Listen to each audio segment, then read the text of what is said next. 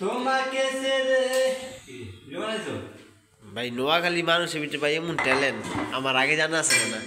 এই যে বাংলাদেশে যে নোয়াখালী মানে সবচাইতে বাংলাদেশে যে সবচাইতে ধনী জেলা হিসেবে আছে নোয়াখালী, কি লেগে এটা কারণ আমি আজকে মাশাআল্লাহ এমন কোনো কাজ নাই যেটা পারে না। মানে কি করবো এতে যেই টান্ডা দিছে মোগলাইয়ের মনে হয় না এটা কোনো সাধারণ লোকের কাম। মনে হয় যে আজকে 10 বছরের অভিজ্ঞতা বানিয়ে আছে, অথচ কিন্তু অভিজ্ঞতা নেই। নোয়াখালীর মানুষের ট্যালেন্ট দেখলে আপনার মাথা নষ্ট হয়ে যাবে। এমন কোনো কাম নাই যে পারে না, সব ধরনের কাম পারে।